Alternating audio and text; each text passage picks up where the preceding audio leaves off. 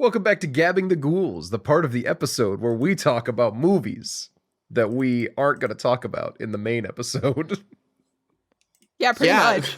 Yeah. Great job, Noah. Great job introducing the segment. That was great. That is surely what this segment is. I mean, Thank You guys will never guess what I watched this week. Was it that I'd love to Hellfest? talk about. was it X-Men Origins Wolverine? No, it was Abigail. Oh gosh. That was you sitting Did next to anyone me in the else here theater? watch Abigail this week? I watched Abigail, not this week, but it was last Friday. Me and Piper went and saw it. It was really fun. I tried to watch Abigail, but the person sitting next to me in the theater just wouldn't shut up about Kevin Durant for the whole time, so I ended up walking out halfway through. Damn, that You're is so embarrassing. real There's for the that. scene where he pops his pecs and Jeff literally like leaned over and looked at me like, oh. Incredible. Yeah, it was so much fun. I really enjoyed Abigail. It was a great time. It's the movie where like I've been recommending it to friends who are only semi into horror, where I'm like, if you see this movie on streaming in the future and you just want something fun to watch, like this is a great movie. For sure. But if you're a big horror fan and you love horror movies and you want to support horror movies, this is a great one to watch in the theater. It's just so much fun.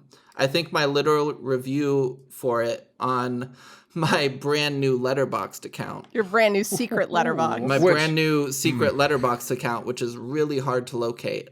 So hard. Really hard. My review was so much blood, so much fun. And that is true. You know, I just feel like I do have to say, when you said it was so hard to locate, because I saw it over text, I was thinking, oh, it's a joke, but it's also serious. Yeah. So I'm thinking, what username could Emma be going by? And I felt like such a fool when I found it almost immediately when I started actually looking for your username. Yeah. What? It's really hard to that find easy? me. I've been looking it's for not everything it's else. not That's why it's I not haven't easy, found Jeff. you. It's not easy at all. Oh. Not at all. That's why I Very haven't hard. done it yet, because it's difficult. Yeah. But you know what they say? What do they say? If it's not difficult, it ain't worth doing. I guess that means that watching Abigail wasn't worth doing, because it's easy as shit. My review is the Radio Silence guys really just see a mansion and go ape shit, huh?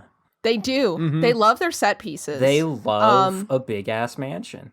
And they love do. hot, beautiful women. They love Melissa do. Barrero. And yeah, I love Abigail. I am really excited to own that one. I also started to rewatch The Invitation, which is the Vampire romance. Yeah, that dropped a little bit ago. That I did see in theaters, and rewatching it. It's still really good. I would still absolutely recommend it. So Jeff's spouse came and saw Abigail with us, which I was a little bit like, and she also liked it. And I was like, well, maybe then she'd like The Invitation, because The Invitation is like a proper modern romance. So now I'm like, maybe I need to do a movie night on that one. So I stopped watching it because I was like, I don't want to have seen it really recently if I'm going to try and get Becca to watch it with me. So Oh, yeah. That's fun. I find it annoying that there's two relatively recent horror movies called The Invitation. Right. I agree. Yes, I agree. There's And they're another one nothing from like each earlier other. than that as well. Yeah, I wouldn't be surprised. But, yeah, so Abigail, incredible. Nina, did you have any other ghouls you wanted to gab, or is that the only one? Yeah, I have one more. We watched, Noah and I watched The Boogeyman from 2023. Stephen loved it. King's The Boogeyman. It's I'm sorry, yes. Stephen King's The Boogeyman You gotta 2023. It was so boring, especially near the end. It started out okay. The main actor's pretty good. David Dastmalchian is in it. He's good, as he always is, pretty much. He was the best part. He's in it for 5 minutes. He dies really early on. Yeah. And then, the girl that's in it, the lead character is in Yellow Jackets, which I haven't seen, but I really want to watch. And she does a great job. But it's one of those things where I think the movie has a hard time balancing its metaphor for grief, which it's trying real hard to be the boogeyman, to be the Babadook. So it has a really hard time balancing that metaphor for grief with the literal Stephen King rules for how the monster works. The two do not work well at all together, because the literal monster is very much like very strict rules of like, it doesn't like light, and once it sees you it kills you, and it's very real and all this stuff. And then at the grief metaphor at the end of the movie, they're starting to fix their thing, and the monster is in the closet and she just shuts the door on it, and it's like, but that's not how the monster works. I get that like you're trying to be like the Babadook of like, oh, grief will always be there. But in this movie, it doesn't work because you've established very specific rules for this monster, which is that it will try and kill you nonstop. Yeah. And there's no world where you can nurse it the way you can And the Babadook. ignoring it is actively worse. Yes, ignoring it will get you killed. That's kind of the whole point of the movie, is that the dad doesn't believe them that there's a monster. And so David Desmalchin's character didn't listen to his kids when they were trying to tell him that their monster exists, and they tried to ignore it. And so his whole family died and he killed himself. And it's like, so that's the premise, is if you ignore it, it'll kill you. And then the movie ends and they're like, and they just ignore it. And I'm like, Well, I don't think that's interesting. right. Huh. Well, we all Yeah. know that Stephen King is really great at endings, so that's That surprising. is do know what he's this. known for. Yeah. Mhm. It's just frustrating because the boogeyman, the Babadook does the exact same thing well. The Babadookie man, more like. No. Oh, Whoa! That's what Boogeyman was. Stephen King's the Boogeyman. incredible. I watched good movies, though. And the boogeyman. What good movies Unlike would those Nina. be? I watched The Cabinet of Dr. Caligari. Yo, all right. That's Nicolas Cage's favorite movie, and that movie about Nicolas Cage. Yeah, I don't know if it's the Nice. greatest movie of all time. I'm not going to go I think that it's far. a very pretentious pick as a favorite, no matter who you are. However, what I will say, without a doubt, Hmm. you can see Cage getting a lot of mannerisms from silent films. The more silent films you watch, the more you understand the faces he makes. Uh-huh. And this one, where everyone is caked in the most hideous stage makeup, Caligari with the black face paint streaks through his hair to show that his hair is streaky and he's balding. Mm-hmm. It's very neat to see what is clearly stage play set dressing, where they're like, oh, but we can go 3D now. Cool. So Yeah. they have the movie that inspired everything that Tim Burton's ever ripped off in his fucking little life Very, very much. is The Cabinet of Dr. Caligari. There's not a single like right angle in the movie. Everything's all like woo and weird. Had a really good time with it though. That's cool. Yeah. Yeah, Let's it's a cool movie. all of my fans and all my haters may be remembering that I am trying to watch a shit ton of movies this year, by the way. Yeah. Yes. Who could I'm forget? currently up to 152. Huge progress. I think I'm Massive. 25 movies up for the year at the moment. Holy shit. I could almost stop watching for a full month and be good. That's Smiley crazy. face. You should pick a month However- to take off, yeah. Huh? You should pick a month to take I'm not off. taking a month off. Absolutely not. Nina's like, I'm not tired watching of this. any movies this month. Nah. I didn't but, say that. But here's the thing. Here's my issue. I've been trying to curate my milestones Mhm. because Letterboxd will give you a milestone every 50 movies. Oh, God. So the first one at number 50 was Pandorum. And I'm like, oh, jump scare. Didn't know that was my 50th. But you know what? That's okay. My 100th was Martyrs because I woke up early so that my 100th would not be Puppet Master 2.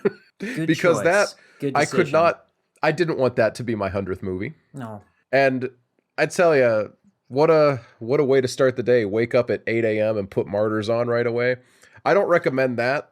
Martyrs is a great Yeah, movie. that's. But I don't recommend waking up and immediately slapping yourself in the face with Martyrs. Yeah, valid. However, I've been wondering, where's my 150 gonna land? Does it take into account the movies that I rewatched? And by movies, I mean Love Lies Bleeding. Or, so will that count it as my 150th? Or will I have to wait till my 151st logging, but it will be the 150th unique film? Who knows? I know, because it should have been Star Wars Episode 1, The Phantom Menace, should have been my 150th movie. That would have It been came back great. in theaters. It was a really fun time. However, due to some poor planning on my part, the 150th movie was Crank, the Jason Statham movie. Oh my god, that's one of the worst movies ever made.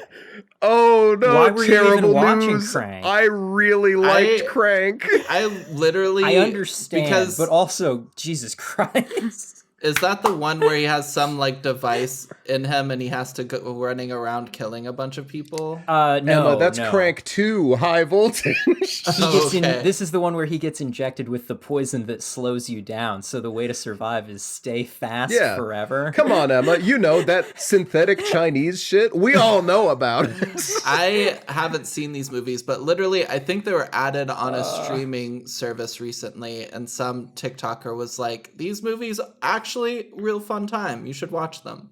Oh, geez. What is it? Is it HBO has them right now? Yeah, Yeah, there's a handful of like incredibly have not aged well bits in the first one for sure.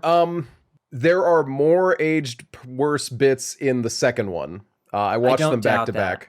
back. What I will say is there's some legitimately wildly inspired filmmaking in the first one. Fair. There's some shots where he's running through a mall, and while he's on the phone, it's cutting between him and the guy he's talking to. Sometimes it's a split camera shot, and then at one point, he's running through the back hallways, and the guy he's talking to is projected on the wall beside him as he runs past him. Some really cool stuff. Unfortunately, just some other weirdo, unfortunate stuff going on. A lot of racial humor that does not land. Yeah. A lot of very well. immediately post 9/11 stuff as well. Yep. In the Yeah. bad possible way, you know. yeah. Yeah, So, you know, all that being said, It is almost let worth me- it to get to watch Jason Statham on a doctor-ordered rampage. yeah, Jason Statham's doctor's like, oh man, you got to do some cocaine and get some artificial adrenaline in your system to try and flush out the synthetic toxin. Yeah. The pseudoscience of the poison is actually pretty fun as well, because he explains how it like what blocks your adrenaline receptors, but you can prevent it doing that by just keeping the flow of adrenaline constant. Yeah, basically. It's doofy. Absolutely. But I had fun with Crank. I had less fun with Crank 2, even though objectively half the movie is far funnier and lands better. Mm-hmm. It's far more heavy on racial humor, which was That's rough. not as much fun. No Yeah. thanks. So, you know, there's some low points in my movie week as well. I'm not going to pretend there's not. I have a suggestion. Watch better movies. Well, maybe. I'm This- seeing tarot tonight, Jeff. What do you Oh, mean? Calm down. Spoke too soon. I think it would be fun, and obviously this is your thing, you don't have to do this. But for like the month of November, because obviously in December you're going to be watching a lot of like holiday movies and stuff. Of course. Naturally. But in I'm going to watch Year Without November- a Santa Claus 31 times.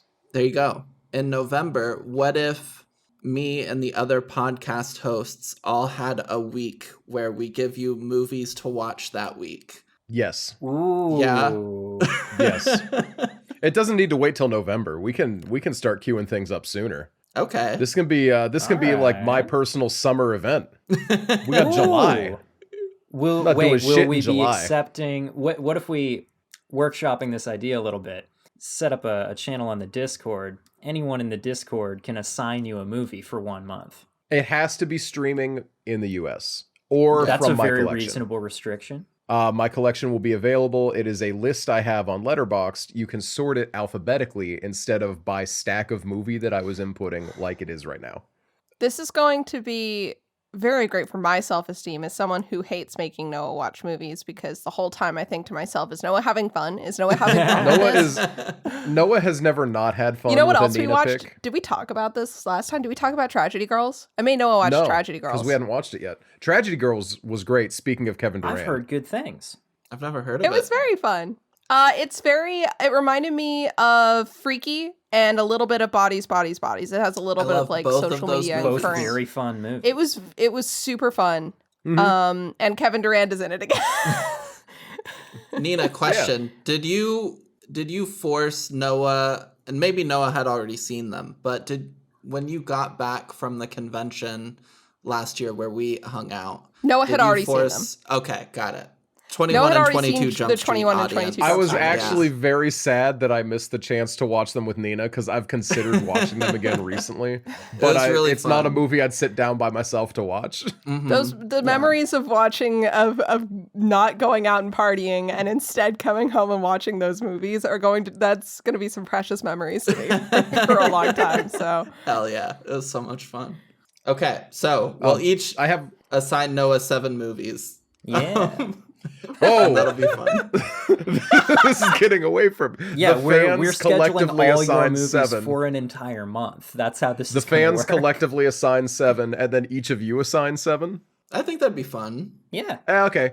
I will say I hold right to bump movies in favor of making sure, like, if a new movie comes out, I will put one of the other movies on hold, et cetera, Oh, sure. something like that. Of course.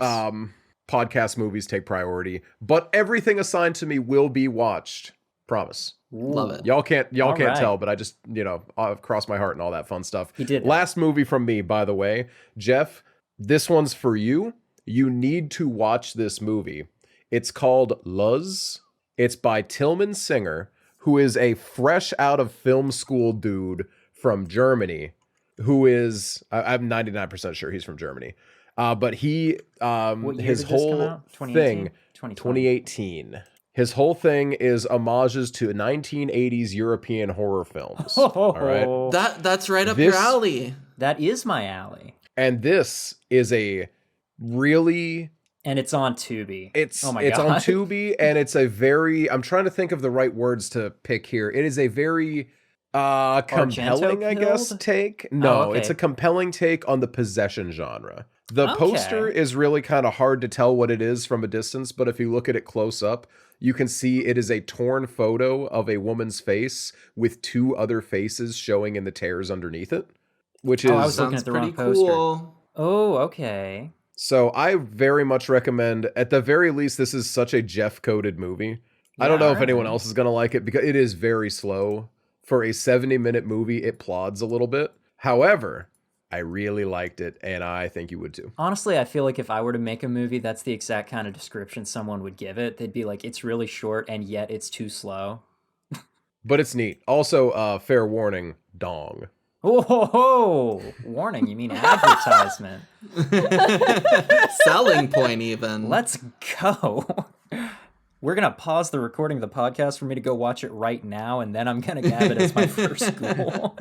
All of us sit here for 70 minutes because we are not watching the movie for some reason. yeah, that would make sense. Speaking of my ghouls, I, in addition to Abigail, watched this week Star Trek 3, The Search for Spock. Let's go. Because I watched Interesting. The Wrath of Khan, and I was like, you know what? Why don't I just keep going? I, historically, when I, growing up watching these 2 movies as a kid, because these are the ones that we had on tape when me and Noah were growing up. So those 2 movies were actually kind of not quite my primary experience with Star Trek for a long time, but a very, very big part of it. Mm-hmm. And I had always historically enjoyed The Wrath of Khan a little more than The Search for Spock, I think. It's more action-y. I think as a is. kid, it has more to appeal. The Search for Spock is a lot more emotionally driven and therefore more complex to grasp, I think. Mm-hmm. Okay, here's my big takeaway from it, though. I never used to understand Kirk-Spock shipping in the fandom. After watching The Search for Spock as an adult for the first time, I can't unsee it, honestly. These 2 men can't possibly not be into each other. Also, this came up in my thoughts a little bit in the earlier scenes in The Wrath of Khan when everything's still going normal and stuff, right? We're getting all the Kirk as an old man scenes and stuff like that. Yeah. There's a lot of interactions between the 2 of them that are just this feels too casually intimate to ignore, you know? Mm-hmm. Watching The Search for Spock and just hearing the way that Kirk is constantly waxing poetic about Spock every possible opportunity that he gets, and then says He says something later on in the movie about like everybody on the ship feeling this way, but it's very clear that he's the one who feels it the most strongly because nobody else is acting the way that he's acting. Yeah, everybody just sits in like the bay and thinks about Spock all the time. That's total. That's normal. Everybody on the ship does that. That's a regular thing. Everyone is doing it. Many people are saying that they're doing this right now. Yeah, I mean, I love Zachary Quinto, so I get it, you know? Many people, I won't name them, but many people. Also, I never realized it was Christopher Lloyd as that Klingon captain. The big bad guy? Yeah. I don't know how I didn't know because it's so obviously his voice every single time that he talks. That's great. See, I've been thinking about watching Search for Spock ever since I gabbed Wrath of Khan, like, you should do it. 3 or 4 months ago. Maybe I will. Is it still on HBO? Yeah, all the Star Trek movies are. I'm thinking actually that I'm gonna just work my way down the whole rest of the series. I've heard they get markedly worse after 3 or 4. I am willing to take that risk, I think. I don't know, I've never watched anything further along in the series than that, but... Jeff's gotta go where no man has gone before, into the Star Trek sequels. And they still won't. So true. Previously, because Star Trek fans just don't know how to have fun. Was that your only gab? That is, in fact, my only other ghoul. Okay. Well, everyone, exciting news. As mentioned, I have a Letterboxd account now. Very hard to find. So difficult. It's invisible. But it's because I started this account, I was like, I want to watch more like horror movies. And specifically, there's this TikToker that I really like, although I don't always agree with his opinion on movies. And so I was like, and he's very into horror. And so I wanted to watch some horror movies that he really likes to see what I think of them. So I've watched a few movies. We already talked about Abigail. We're going to be talking about Hellfest. But these 3 other movies are movies that he really enjoyed. And that I decided to check out. So the first one was You'll Never Find Me. It's on Shudder. Yeah. If you really liked, Barbarian. If you really liked Barbarian, but specifically the beginning where was the like before the twist, where there was a lot of tension between the 2 characters on not really knowing what's truly going on, if this is like an innocent situation or if there's something else happening. This movie is all about that tension. There's a really terrible storm happening outside this guy's trailer. This woman comes to his door, kind of seeking shelter from the storm for a bit and asking for help, and he lets her in while the storm kind of hopefully dies down over time and she's able to leave again.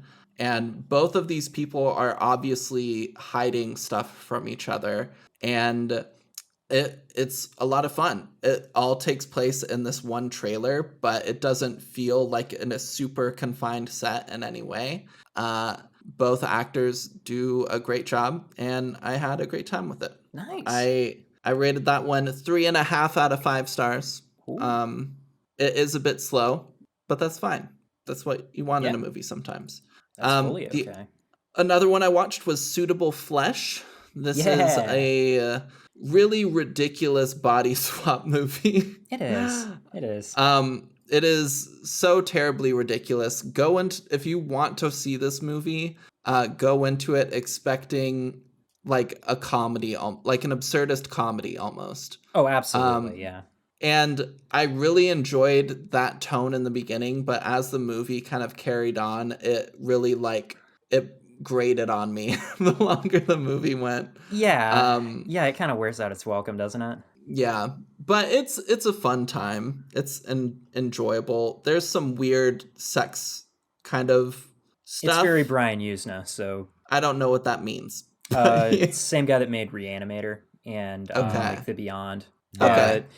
Unreasonably horny Lovecraft adaptations were historically always his thing, and he was like an executive producer on Suitable Flesh. Okay, that makes sense. There is a Lovecraftian angle to this movie as well. But it was a fun time. It was interesting. And then the last one I watched was Speak No Evil, which, Noah, did you watch this movie? Have you watched it yet? I feel like I'm about to in a month or two, but I have not seen it yet. I posted about it in the server, and you were like, "Oh, I need to watch that one," and I thought you might have watched it already. But No, I've been a little more lighthearted at the moment. You know, Crank 2, of course, the real deep cut cinema. Yeah. So when me and Piper went and saw Abigail in theaters, we got a trailer for the American remake of Speak No Evil. And Which as I was did not watching know was a it, remake. oh yeah. As I was watching it, I was like, wow, that looks terrible. And but I heard such great things about the original back when it came out. Everybody on TikTok was like blowing up about it. And it sounded like something interesting to me, but people talked about like it being a very slow film. And so I was waiting for myself to be in the right headspace. But seeing that trailer made me really curious about the original. And so I think the next night I sat down and watched it, and hoo boy, what an intense movie. Yeah, it's something, right? Like, holy shit. Yeah.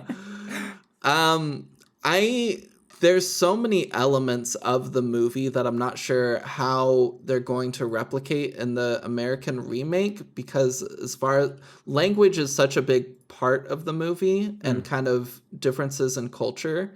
And as far as I can tell in the American film, everybody's just speaking English. So I don't know. I don't know what they're going to do with that. But the entire movie is pretty tense and awkward. It gives me heavy like Watcher vibes because it's very fish out of water. And you're like, are these people actually being like weird and aggressive towards you? Or is this just a cultural thing?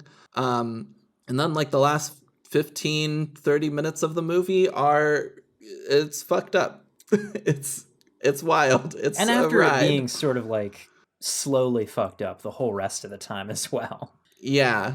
And so after watching, I finished it at like 3 a.m. Oof. And I was like, I need to stay up for a bit longer and watch just some happy things. Yeah, that's one that... So I did. When you watch it, you want to cut out some time for a feel-good watch afterward, an eye bleach of some sort. Yeah, I would recommend that for sure. But I rated that one a 4 out of 5. Yeah, it's really, really good. It's very good, but it's intense, and it'll stick with you. But those were my movies that I wanted to gab. Nice. I would like to, if you enjoyed Suitable Flesh, I would like to recommend you check out Mayhem, which is Joe Lynch, the director, one of his other movies. He put it out in 2017.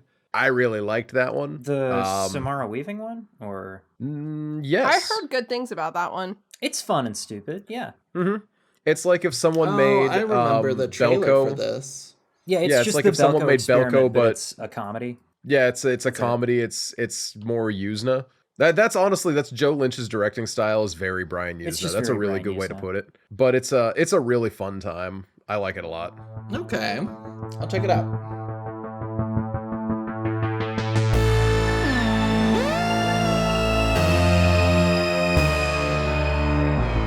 Welcome back to Casual Obsession, the horror movie podcast where we talk about horror movies. Holy I'm your host, shit. Noah. With me today, as always, is Nina, Hi, I'm Nina. Jeff, Hi, I'm Jeff. and Emma. Hi, I'm Emma. Do you want me to take that one again? Thank you. Problem solved. Welcome back to Casual Obsession, the horror movie podcast where we talk about horror movies. Whoa. I just remembered that we're trying to do our pronouns also while we introduce ourselves. Oh, yeah. And it's going to take me a few weeks to remember to do this every time without making a thing out of it. But I'm Noah, he, they. With me is Nina. Hi, I'm Nina. She, they. And Jeff. They, them. And Emma. They, them. This was good Yay. and not awkward at all. We did it. This was great. That was and great. not We did awkward. it. We nailed it. Anyway, No one said hello because First they already try. said hello. But whatever.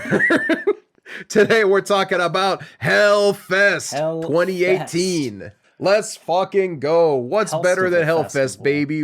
What's better than Hellfest? Am I right? Freaking Hellfest. I think not going to Hellfest might be better than Hellfest. True. Yeah.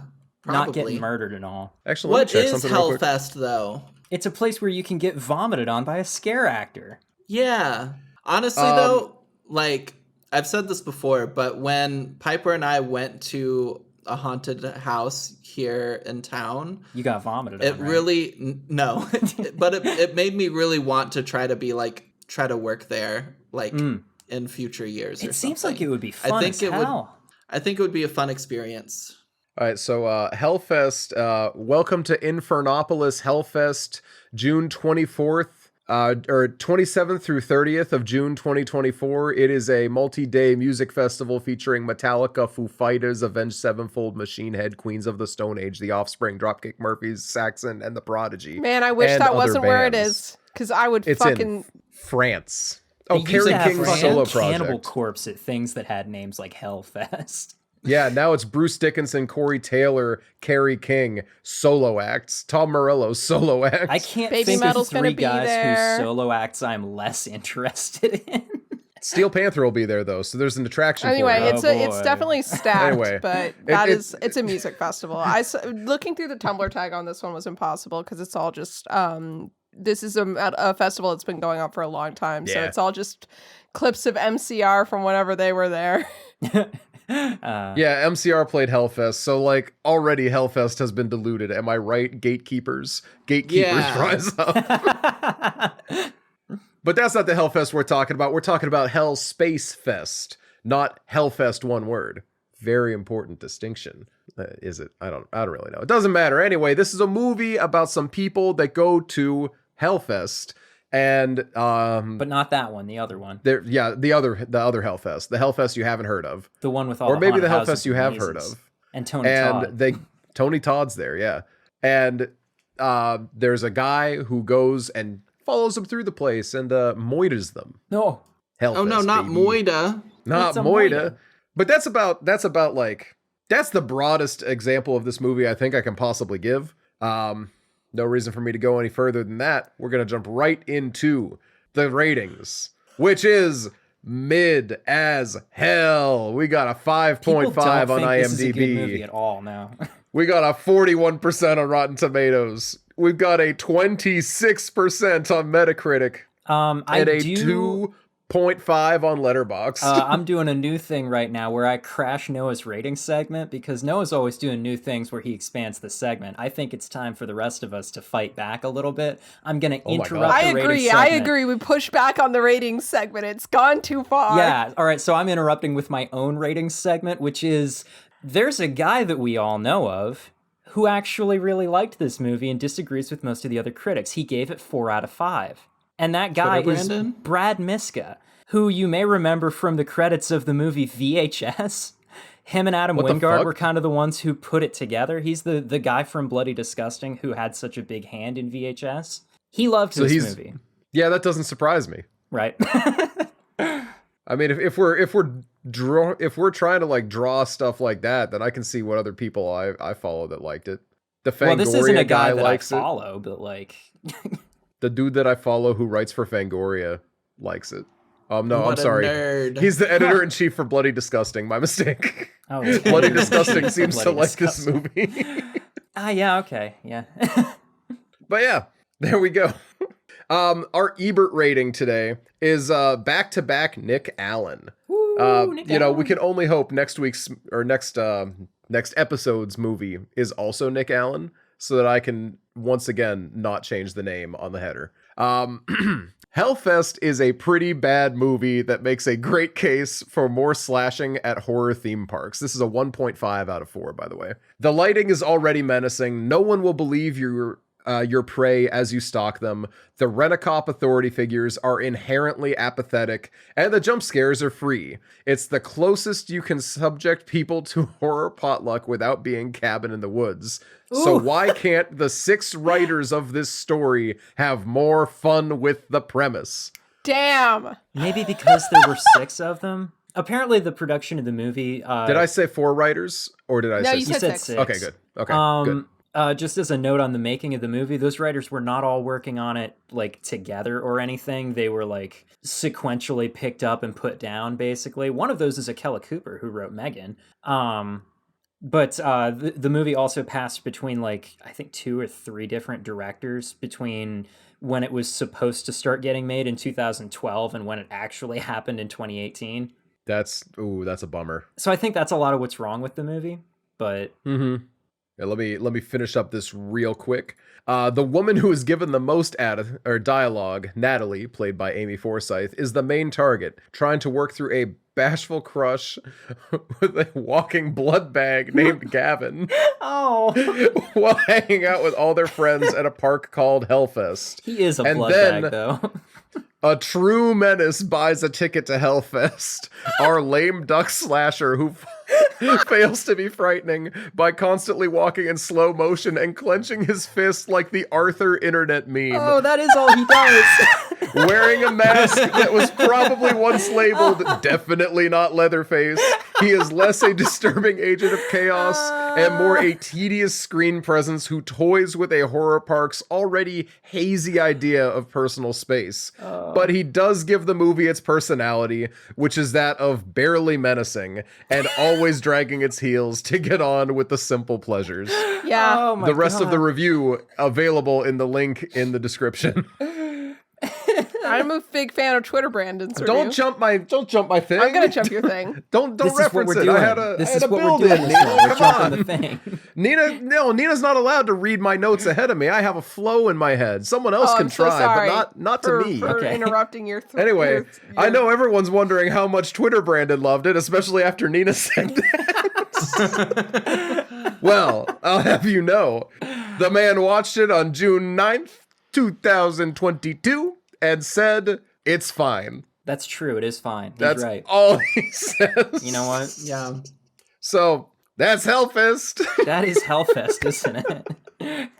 I gotta say, Nick Allen changed my rating on this movie. Oh my god. Really? Nick Allen has That was destroyed... some really fucking compelling penmanship there, Nick. Yeah, roasted. He's not wrong, yeah. He's not wrong is the problem. Because I really liked this movie, honestly. And I'll hold by that. But there are some things that I definitely did not like. I just we'll get into it more. It sounds to me like we're hitting the part of the show where we all say our own individual ratings, is it not? Yeah. So It does That would make sound sense. like it. how much I'm gonna- on a quantitative measurement would you say that Nick Allen moved your rating of the movie? He moved me from a 7 to a 5.5. Ooh, okay. It's- Oh, wow. On the slasher scale, it's a 10 out of 10. I had more fun with this than I do with most slashers. But on the like horror movie scale, like a 6. You Yeah. keep changing. You I'm went from battling- 7 to I'm battling 5.5 from- to 6. It's got to be a It's in there 6. I somewhere. really do like parts of this movie. I like the humor a lot. There were parts of this movie where I laughed out loud, like when when Taylor gets picked up and the two boys just go, Yeah. There's bits of it that are like genuinely pretty good. It's a fun movie throughout. I'm giving it a 5 because I'm honestly just hard pressed to actually commit to an opinion about this movie at all. It's not Yeah. bad. It's not like good. It's fun enough, and it falls right out of your brain as soon as you're done watching it. It's 2010's forgettable, you know? It's everything Yeah. that a slasher ought to be, basically. Except that the It's an kills are a little uninspired, a lot of them. Yeah, an incredibly 5 out of 10 movie. Yeah. Which is why I rate it a 6 out of 10. Whoa. Because I'm different like 5 plus. that. I rated it a 7 when I saw it the first time 3 years ago. Mhm. Thought it was fun, had a good time with it. Watching it again, I don't think it deserves to be a 7, but I still have a lot of fun with it. Yeah. I think this, eventually I'm just going to actually like make a list of these things, but this has hit my mental list of good movies to have on in the background of a Halloween party. That's exactly what it is. It's big, it's flashy, Yeah. and it's You look at the screen at any moment, it's got the right vibe. relatively family friendly. It's not family friendly because it is very violent, but there's no nudity and there's minimal like harsh language. Somehow it is rated R, and I think that's specifically from like one scene, which we'll mention in the content warnings. Yeah. Yeah, But, It's you know, really makes just sense. like PG-13. It's extra. a hard PG-13. Yeah, but but it's a very soft R. Don't say that.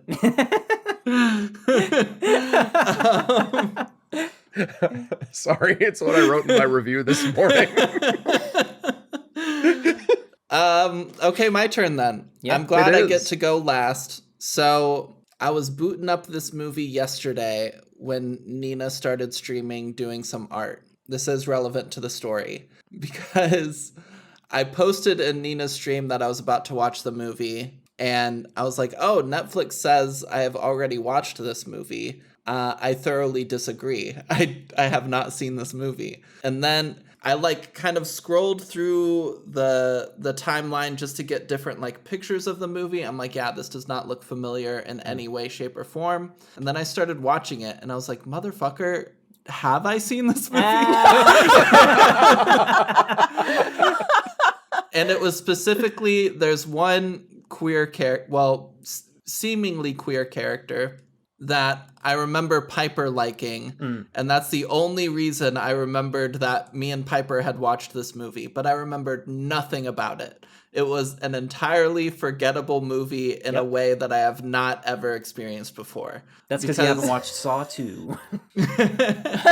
That's so true, actually. So I do need to watch more Saw movies. Anyway. Yeah, but- you do. already have, and you just Join don't us. remember. No, I've only I'm watched just- the first one. Discord So- Horror Night. Discord Horror Night. Saw Marathon? Oh. Sawmathon. So I started watching this movie, and there were times where I'd be like, okay, this is familiar, and I kind of remember this. But overall, by the time we got to the end of the movie, I'm like, I can see why I forgot that. Yeah. It's a bit of a nothing burger to me. It's not a bad movie, but it's not very great either. I think there's like one thing of interest I have to talk about in relation to the like movie, but everything else is like, yeah, it's a slasher. A guy goes around and kills people. Yeah. Also, I've had to think about my rating system a lot since I started using Letterboxd. Because initially you think, oh, like 5-star reviews, you just double it up and that's your 10-star review. Easy peasy. But that didn't make sense because I don't know, a 3-star out of 5-star movie just feels like this is like a decent movie. It's an all right time. It's fun. There's nothing wrong with it. But that's not what a 6 means to me. A 6 is like a movie I didn't enjoy particularly, but I could see why some people would like it. And a 7 to me is like a decent, fine movie where there's like nothing necessarily wrong with it. So I've had to like deal with the discrepancies between the two as I've been thinking about this movie. And because of that, I think I'm going to give this a 6.5. Not because I think I liked it better than any of you all. No. But just because I didn't hate it, so I don't want to give it like a full 6 or lower. Because lower than a 6 is just, I hated this movie, but to varying degrees. And I don't want to give it a 7 or higher. I get that. I don't know. Right. I was expecting this movie to be really good the way Noah was talking about it to us previously. Oh, that's my mistake. I'm sorry. You're like, I'm so excited for us to watch Hellfest. Oh. And Nina was so upset when I watched it without them. But yeah. I was. 6.5. Yes, thank you, Nina. It's fine. There's nothing crazy. It's forgettable. Yeah, that is the problem with it, right? It is just a little bit forgettable. Yeah. But yeah, also on the ratings front, God, I totally get it. Because like for me, I've had to readjust for my out of 5s. Like 2 is where it starts to get shit. But 4 out of 10, what are we doing? What are we doing? But I'll give a 2 out of 5 out any day of the week. 4 out of 10? Just give it a 0. Yeah, exactly. Yeah, to me, something like a 3 out of 10 is like, yeah, I did finish watching it. You know, and then you get down below that to like a 2 or a 1. And it's like, yeah, I maybe shut it off early. And also I'm actively telling people not to ever watch it or something like that. Yeah. But something like a 5 is just like, I got no opinion. It's not great. It's not terrible. It's just kind of there. Maybe it's fun. Maybe it's, I don't know. And anything Right? above But a that is 2.5 like out of good 5. things. I'm like, yeah, it was not great. 3 out of 5, and I'm like, it was okay. Yeah. I don't know, you know? It's a hard line to straddle. But yeah, straddle that's- it we do. Speaking of we straddling, do. how about some content warnings? Well, there's not Yeah, a lot there- of straddling. There's in this. not any. but there I is don't some. think. Well, I guess a little. There is. Yeah, the one of what did masked Tony guys? Todd call them? The others. Yeah, the others. Yeah, the killer One in of this the- one is called The Other. Yeah, and he straddled the park ride on the whole way back to the station. Yeah. He did Kind of that. power There you go. stance in That's that bad boy. exactly what I was referencing. The guy in the mask Exactly. in that specific scene is the director of the movie. Fun fact, Oh, he Good just like for- straddling. I guess.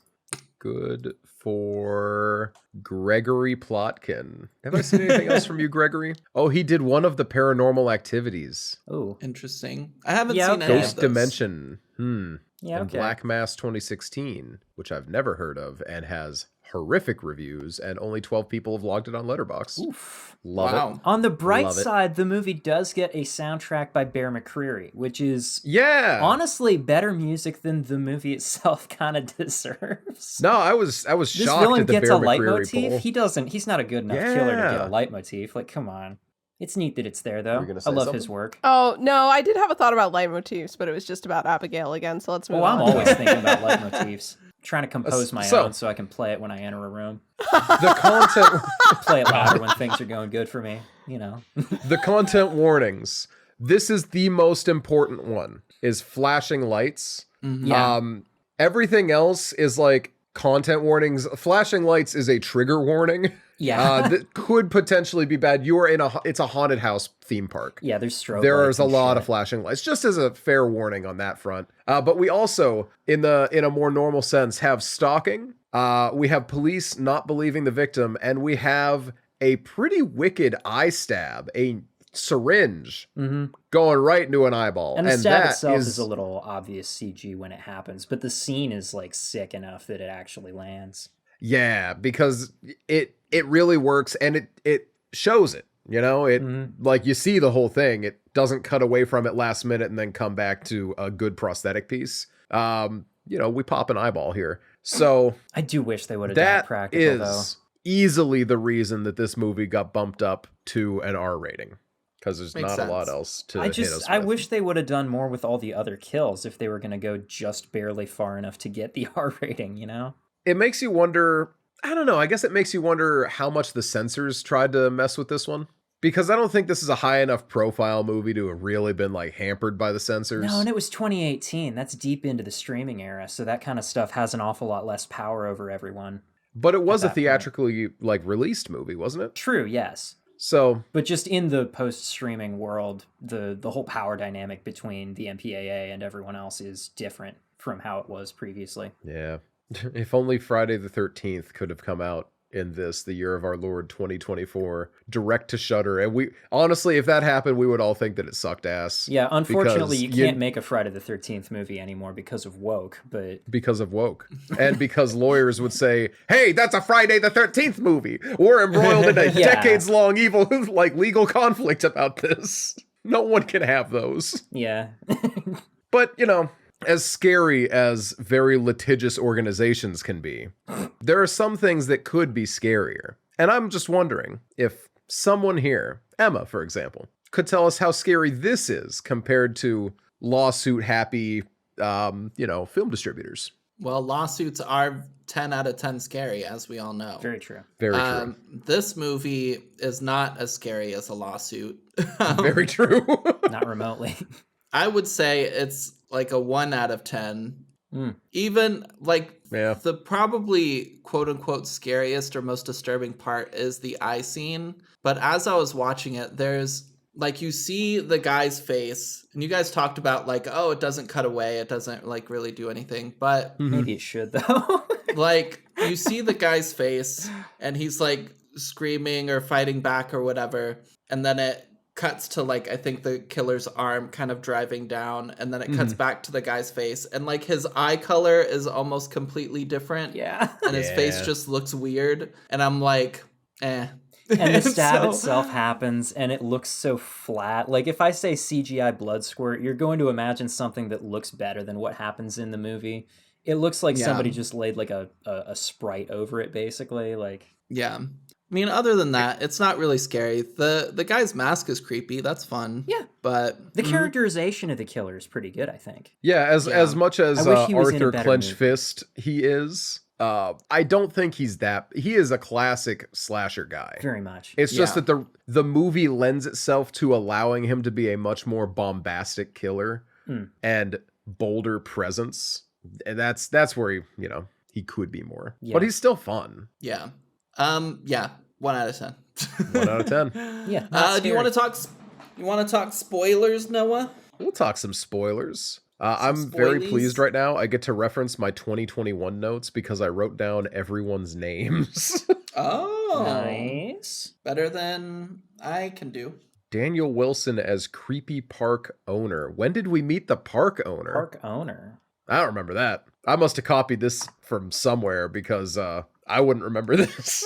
Anyway, Natalie is coming into town to visit her friend Brooke, and unfortunately her nemesis, Taylor, it would seem. Maybe they had a bad relationship in school. It's not really dwelt upon too much, other than Taylor calls Natalie grade school, Yeah. which is apparently how she feels about her, you know? But they're getting together because Brooke's boyfriend Quinn and Quinn's friend Gavin and Natalie's crush Gavin have organized the group to all go to Hellfest this weekend. Gavin even managed to pick up VIP badges for everybody so that they can cut the lines and have a good time with it, you know? And, you know, Natalie, she's a straight A student with a scholarship, if you can believe it. You better, because she tells you twice, I think. So, you know, she finally relents and says she's going to go to Hellfest with the crew. And they show up, and it is everything you expect a horror movie like haunted night attraction to be. Yeah. It's big, it's loud. There's a DJ in the entry area that, like,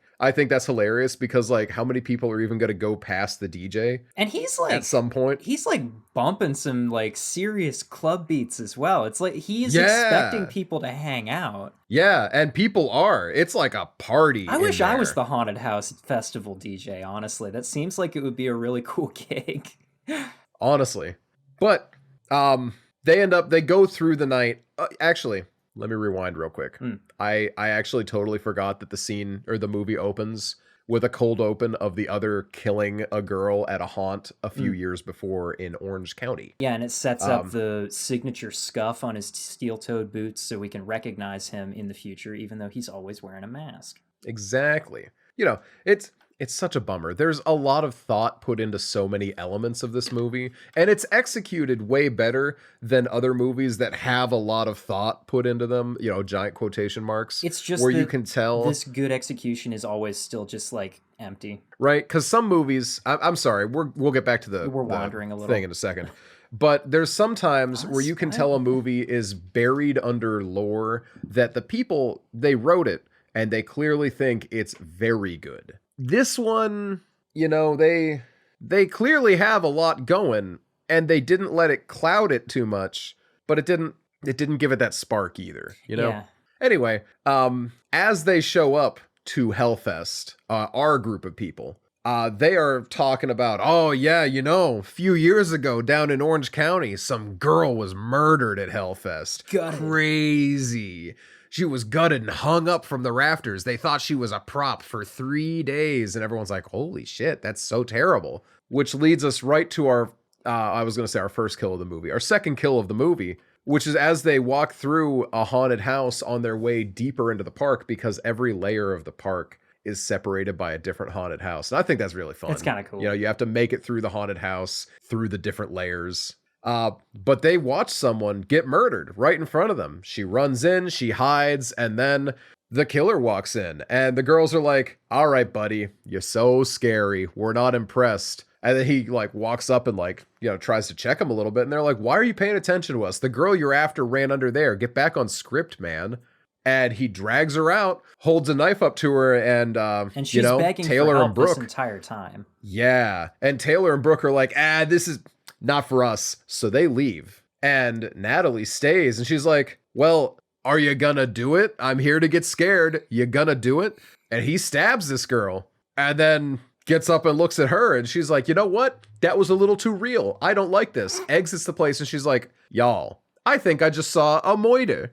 And then she looks just across the way and sees a murder clown stab someone in the gut and the exact same effect happens. And they're like, yeah, oh, we just saw a moiter too over there. Come on, man, it's a haunted house. Yeah, There's time no she gets murders here. scared, every time she gets more scared, she tells them, and they're all just like, yeah, you're getting into it. That's why we're here. Yeah. And Quinn is the worst. Like, Quinn and Asher are not great. Gavin is middlingly not great, but that's okay. You know, it is what it is. Sure. But man, and they keep going, and they're having a good time now. They're starting to loosen up. Gavin's trying to win some like stuffed animals for Natalie because he got a crush on her. It's bad enough that the guy running the game is like, dude, you suck ass at this game. Please leave. Which is just really nice, right? But they all decide as a group, it's time to go down to the Deadlands because that's the scariest part where the scare actors, they're allowed to touch you. But you can't get into, what was it? Hell. The final, actual scariest place. Yeah, they go through 3 of the scariest places on their way to the scariest place. Cannot overemphasize how huge this place is. They did a lot of the shooting at Six Flags, apparently. That makes sense. Yeah, but like they say that this is a traveling thing. The thing is massive. There's no way this thing travels that much, right? Like, I think when they say traveling, they gotta mean it travels like once a year. You know? Yeah, like I don't know. Because like this year it's in Six Flags, next year's it's it's in Orlando, like something like that. Yeah, I don't know. Is how I assume. But they agree to go down. And, Natalie's noticed that they've kind of been getting followed this whole time by the other. She's not really vibing with that, but Gavin's like, I know what's going to make her feel better. I'm going to get one of those stuffed animals. Oh, you guys go ahead. And, and an aside to Asher says, I'm going to win a stuffed animal. I'll catch up with you. So they end up moving on without him. Natalie ends up getting scared to shit in the ride into the Deadlands because it breaks down. Whether it breaks down for real or it's a gimmick of the ride, who really knows, But it breaks down. She gets trapped by the guy in the ride, and then he rides through the cart with her to meet up with her friends. And her friends are like, see, this is just one of the guys from the area. There's like dozens of these guys here. It's not a big deal. You're getting into it. This is great. Then Gavin gets killed off screen. R.I.P. Gavin. Rip. The group is starting to notice that Gavin hasn't been around for a little while. However, what they notice even more is that Tony Todd is here, which is a much more exciting thing to see. It is. Tony Todd is the Carnival Barker voice we've been hearing throughout the entire attraction all night. Tony Todd, for those of you who are unfamiliar, Candy Man. He's the man with Nina's the candy. favorite. He's the Another man with of the my candy. favorite boys who I will always be excited when he shows up in something. Yeah. Mm-hmm. And He's just got such a played great voice. Worf's brother in Star Trek: The Next Generation. Oh, I forgot about that. Yeah. Man, we're just on a Star Trek thing right now, aren't we? Well, I am at least. Gotta love Star Trek. Let's see. Natalie gets sneezed on by a scare actor covered in fucking slime. So, she and Brooke go to the bathroom to clean up, and she's like, I just don't know where Gavin is. And Brooke's like, Gavin will catch up. We're here to have fun. Come on. You got to shake this off. He's leaving you high and dry. He should know better because he knows you're into him and he's into you. This is his fault. Have fun without him. And then in the bathroom, Natalie ends up getting attacked by the guy again. But she gets away before we can do anything, and the rent-a-cop is just like, listen, lady, you can't describe the guy. You're here, you're paying to get scared. The guy scared you, and you described 14 different people that work in this area of the park alone. There is nothing I can do. You can't get mad that you're getting scared. That's why you're here. I'm sorry that you're misinterpreting. They're not supposed to be here in the bathroom. We'll send something out about it, but there's nothing I can do. Then Taylor goes up and volunteers to be the virgin sacrifice of Tony Todd executing her via guillotine to open up hell, the deepest part of the attraction that night. They have a whole big thing of it. Everyone's having a great time. Until Natalie tries to jump the line because she sees the scuffed boots of the killer are the guy running the guillotine. And, it's obviously faked. That he's not going to cut her head off in the middle of things. Tony Todd picks up the fake severed head and does a whole monologue with it. And he has a great time. And Natalie's getting pulled aside by park security saying, well, I hope you're happy, lady. Now we're going to call the cops on you because you're causing a scene. Time to get out of here. And then the killer tries to chop off Taylor's head with the guillotine. After this really hilarious scene where he takes off the executioner's hood to reveal the mask that he's been wearing. It's so good. That's really funny. One of the Hellfest staff runs through and is like, I gotta go. Are you good to untie her? And he's like, nod. Cool, thanks. Leaves. And then Taylor's like, yeah, this was a lot of fun. Can you get me out then? And then he shoves her up into the guillotine and the blade lands on the back of her neck. Not killing her, not cutting her head off. And he's just annoyed about it. And then I'm not one to point out plot holes. You know, I think it's sometimes people stretch for plot holes because they think plot holes are funny to find. Sure. I'm going to call this a plot hole. The other does not notice her getting off of the guillotine bed. This is maybe one of the weaker. I was mad about this scene. I'm like, when we get into it, I'll talk about it. But like, I like Taylor. Mm-hmm. Yeah. Great character. Favorite character. I would have been fine if Taylor had fucking died. And I was really, I honestly, no offense to Taylor, annoyed that they did this with this scene. Mm-hmm. Yeah. It feels like a scene that was cut down because of censorship, you know? Perhaps. But who would ever know? Does Taylor die in the movie or Yeah. does she get away? She Okay. runs and then he follows her and she gets out into like the main body of the park and tries to tell people that she needs help. And he catches up to her and stabs her to death and then stabs Quinn to death immediately afterward before he can like. That's right. react. I was looking down taking notes and I looked up and both of them were gone from the rest of the movie, which when it happened to Asher and he got his eye stabbed, well, I saw that, you know, when it happened to Gavin, I saw that, then Quinn and Taylor disappeared. I'm like, they must be dead, but I Yeah, do they not remember. actually get shown. It's a decent scene because it's kind of actually capitalizing on the whole like you can just go around openly committing murders at the horror fest and it will take a surprisingly long time for people to realize you're killing those people for real. You know, that kind of thing that like you would expect the movie to lean on a little bit harder. Right? Disappointing that it doesn't, as we've already said. Eh. But that's where we start to get into the end of the movie. The realization happens that someone is actually for real killing people at Hellfest. They sound the please exit the park alarms. The lights in the outside areas start to come up, and our final two heroines, Natalie and Brooke, run into hell because that's the easiest way for them to think to get away rather than trying to get lost in the crowd or whatever. And it's also a great set piece, so Yeah. I'm happy with it. There's a lot of other times in the movie where there have been branching paths in these scare areas. And this does not disappoint. Brooke goes left, Natalie goes right, but they don't realize that they've both gone down different paths because they're not paying attention. This is the second time this happens in the movie. Yeah. Third time, actually. Yeah, this Because is it a thing happened that with kinda- Asher and Quinn as well. Yeah, it kind of Yeah, happens true. It is every a time. ongoing gag in the movie. Mm-hmm. Going along with the ongoing gag that Natalie is always just picking apart the way that the haunted houses work. Just always because predicting the Gavin pointed scares out and- one thing to her, which is, if you're worried about somebody in the aisles, just look for hands. The real hands will be visible because, all the other hands are going to be clearly fake plastic or like stiff gloves, but you can't hold your hands that still. You'll notice. And she's just been going through, managing to pick all of these things out. She sees that there's like trip lasers on the floor that set off the sounds every time you go into the room so that they can try and like sneak through the area by not tripping the sensors constantly. The end of it is they hide in this cool room full of like cloaked people in white masks. That is the secret entrance to hell at the very end of the ride. And they hide there and wait for our murderer to come in and leave. Now, the murderer, though, he is more familiar with this place's layout than they are. So he immediately knows how to open the secret door that they don't know exists. And when the sound cue of them opening the secret door to hell hits, he's like, I didn't hear this yet. They are in this room. So he waits, tries to find them, ends up getting beat down by a mannequin arm, because Natalie's cool like that.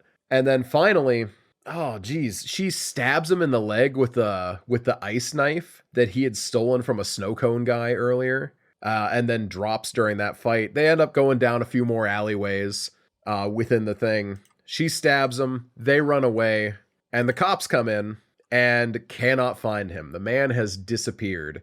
End of the movie is him going home, hanging up his mask in his little locked box in his garage, along with the mask from the opening and several other masks that we haven't seen. There's a lot of like photos in there. He stole photo booth photos from Natalie and Gavin earlier. There's a lot of just there's other a- miscellaneous trinkets as well. There's like a string of beads. Mardi Gras beads. There's a set of pitch pipes. Yeah. I want to know what the all hell the kinds of little story is with things. that. Right? There's just a bunch of fun little stuff here where it's clear that he just goes around and does this stuff, because he can get away with it wherever he's at. But then he enters in the house and there's his daughter who is so excited to see him. He's just a family man who also murders people. And he gives her I want to say it's Asher's stuffed animal that he had won for Taylor. Mm-hmm. And that's the end of the movie. You know? It's like she hugs him and then the credits roll like that. Yeah. It's a very strong ending for the movie. Yeah. Yeah. Ending's cool. I like it as a twist ending because it doesn't, some twist endings invalidate portions of the movie for you. Like ATM. Cause yeah, like ATM, and then other twist endings like this one, they add on to the movie and they bump it up from a 5 to a 6 for me, Yeah, because like for this killer, we kind of get absolutely nothing from him or about him for the entire movie, and then we finally get to the end, and the only things that we learn are, he does this an awful lot, and he always keeps trophies, and they're just in this cabinet in his garage, and also his daughter loves him. Yep. And if you're only going to know don't even two hear the things man about speak the guy, most we of don't the hear him movie. speak. We don't see his face. He's a stunt performer. The guy who plays the killer. I think his name is Stephen Conroy. He's been in a bunch of stuff that you have seen. Yep, Stephen Conroy, which is, That's classic slasher shit. Like every Jason actor was just a stunt performer. They don't hire like actors for that kind of a role. Yeah. I mean this as kindly as possible with respect to stunt performers.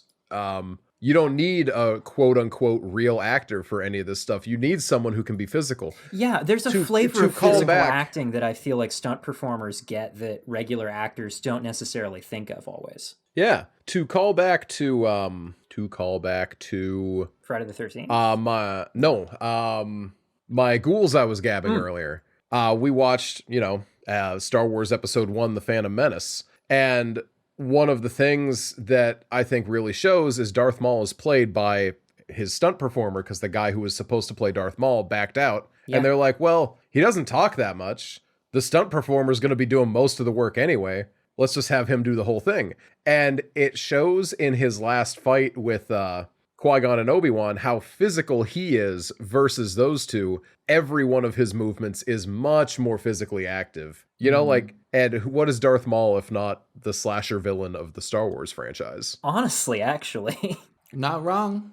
I would like to share my one insight about this movie. Okay. And then I don't know that I'll have anything else to talk about. So fair. Hit us with it. The killer's characterization is really cool. He doesn't have any lines. You only really learn about him through interpreting what he's doing. He only hunts people who break the rules of haunted houses. Oh yeah. Yeah. Yeah, I noticed it this time around because as I was watching, I was like, wow, all of these main characters kind of suck and are really shitty haunted house guests. And in haunted houses, you don't touch the actors. You don't like sexually harass the actors like at all. You don't like fuck with the props and things. You like take it seriously, let yourself be scared. Yeah. And like all these other things. And like constantly they're breaking these rules. Right. And they're just being really shitty. And then like when we actually see the killer hunting down that girl and the three like main characters of the movie are watching and are like, oh, she's over there, just go get her. And then the killer gets the girl, the two leave because they're spooked. And then our main character is watching, is like, just do it. Like, and is not like taking the moment seriously at all. Is when he decides, oh, okay, I'm going to kill this girl. And he constantly is giving her an out. He's like has the knife in the air, is saying basically with his body language, I'm going to stab her. And she's just watching, not leaving, and like not letting herself be in the moment and be scared and kind of like run away. And so he kills her. And then he's like, I'm coming for you now. Yeah. And then he follows her. She gets pictures with what's his face? Gavin. The guy from Bly Manor. Yeah. A role that I like him way better in. Yeah, he does way better in that. And then he like takes their pictures and everything, but then like at the time he's still just hunting that girl. But then he sees Gavin going behind the scenes and trying to steal like a teddy bear for the main girl. And he's like, can't do that. And then kills, and then he keeps witnessing everybody else like breaking the rules and then killing them. And I'm like, that's really interesting for a killer. I like that. Yeah. Can I say something else? Yeah. There are some things in this movie that are kind of subtle and that I really enjoyed. Or like kind of subtle. They're not subtle, but for this movie they're subtle. I really liked how Gavin could not pick that massive fucking hammer up, and then the killer just He like has no trouble. that was hot as Yeah. hell. He's like so strong. It's not like really drawn attention to throughout the rest of the movie. Gavin's kill is But fun this too. guy's Gavin's kill is fun. Which brings me pretty neatly into my main problem with this movie, which is that I feel like it really just does not do anything with most of the kills. Nothing. Yeah. Nothing with most of them, yeah. We have 2 kills that I liked. We have Gavin and we have Asher. Yeah. That's it. That is it. I feel like, sorry to interrupt you, No, you're good. but I feel like Taylor's kill could have been really great. Yeah. Because we have the scene where Killer lets the guillotine fall onto Taylor's neck, and it like cuts into it, but the blade is dull. And so he's raising it again. She's trying to get out. I'm like, just have it where he keeps raising it and dropping it, and it's Yeah. just slowly cutting 'Cause through that would her be head nasty. as he's dropping. That would be a Yeah. great kill. That would be such a good kill. And then they didn't.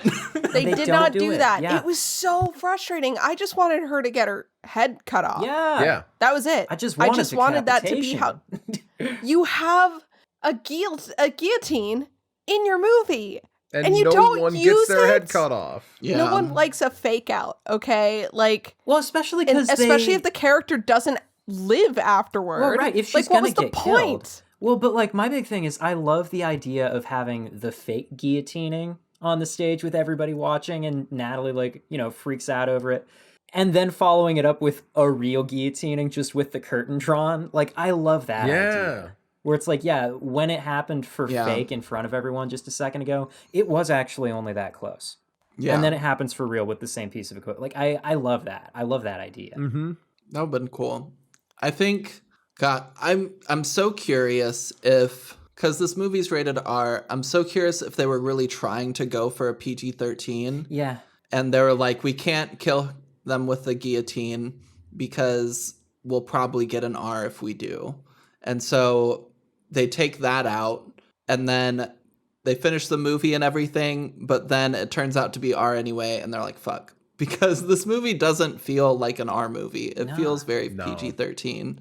It's annoyingly and PG-13. If they knew they were going to get an R, I'm like, lean into it more, Yeah. Right? Get brutal. Do something. Be somebody. But Nina, I interrupted you. You were talking about your favorite kills. Nope. I was Okay. about to complain about Taylor's kill, so that was that. Oh, okay, great. So we worked through it. We did exactly what we needed to. I really like Taylor as a character.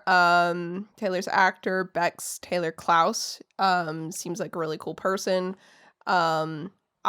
Early on in the movie, I was like, man, if filmmakers weren't cowards, this character would be non-binary, Yeah. because the character uses she, her pronouns and is straight, which is lame as hell.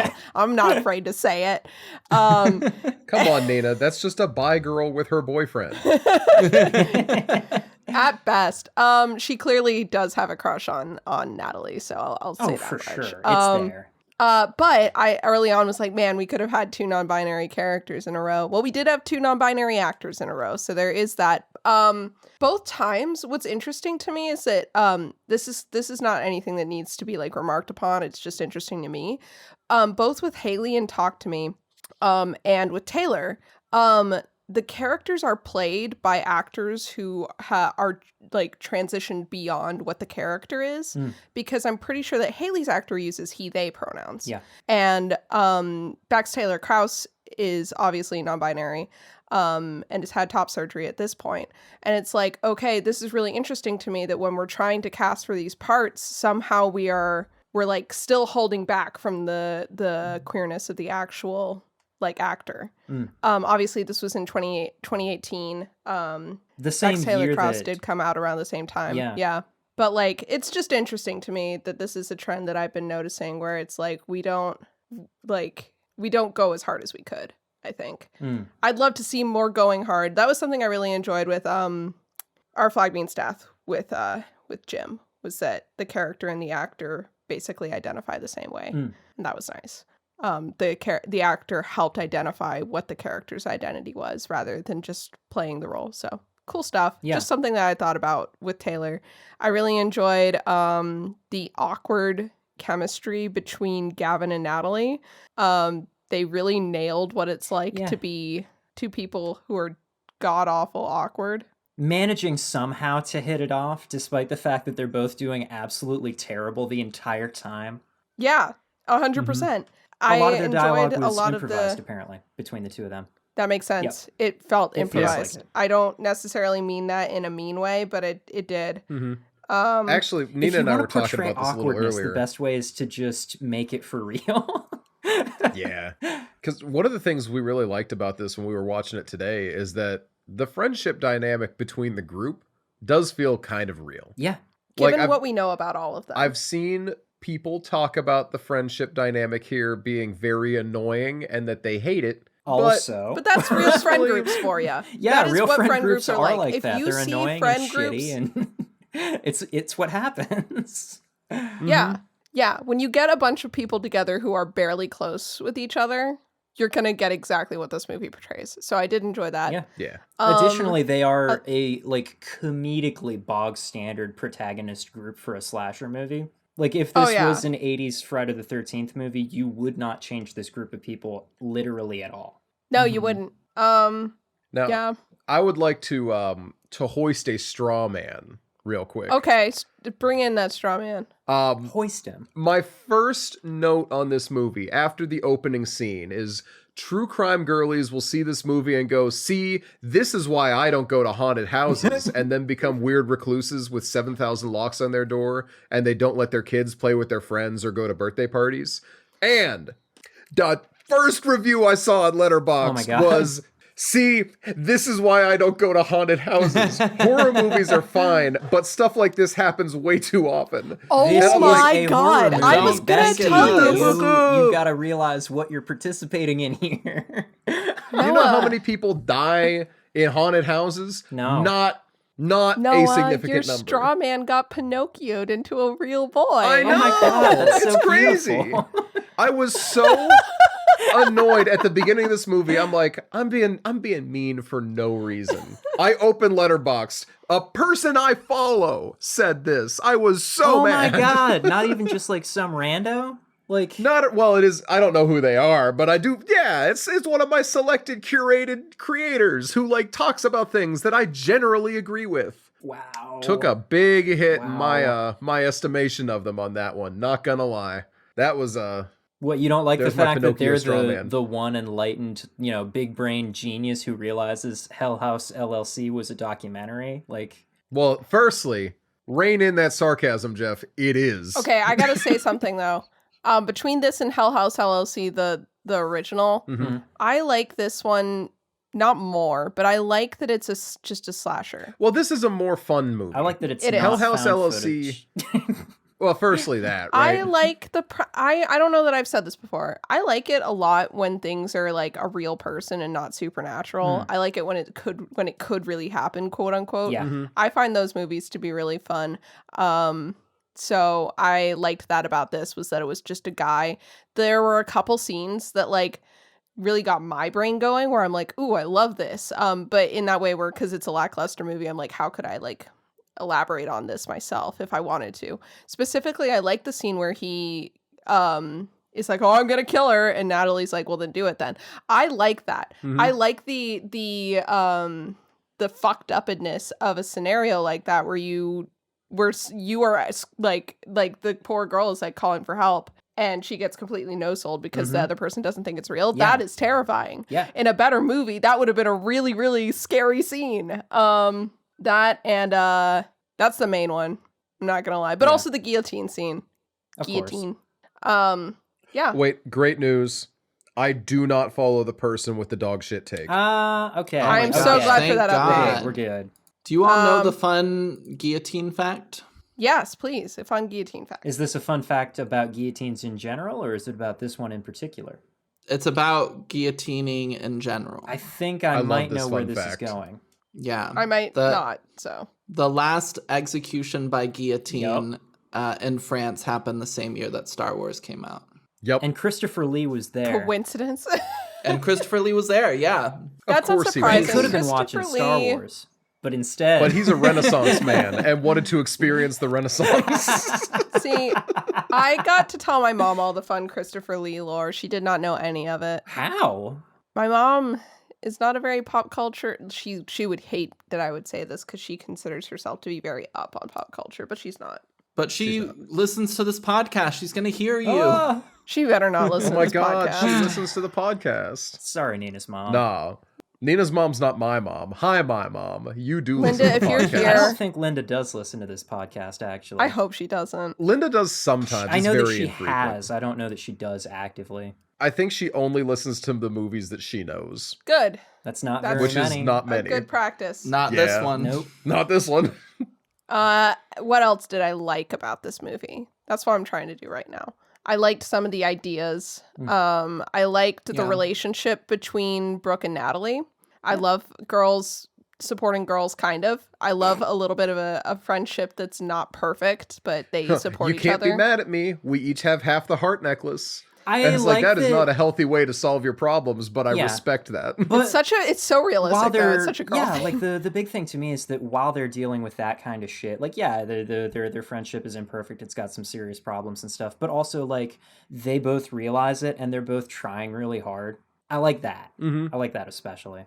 I like how they take each other aside to talk to. I was not behind it until Brooke took Natalie aside in the bathroom and they had that conversation.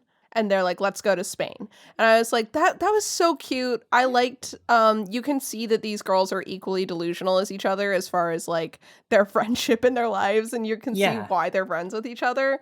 And they're both kind of equally inconsiderate of others. It's just a really natural friendship between two people who are not perfect. And I was glad that they both made it out. Mhm. Yeah. And then lastly, I really liked the masks that he had in his little cabinet. I think they chose the right one to go through the movie with out of the options. Yeah. But personally, I'm a big fan of like the Strangers style, like cartoonish masks. Like that's me. But that's me. That's why I watched The Umbrella Academy and not Hellfest over and over again. Right. Speaking of the strangers, I was actually kind of thinking of the way that this movie treats this killer, specifically comparing it to the way that the movie The Strangers treats those three characters, the strangers you might call them.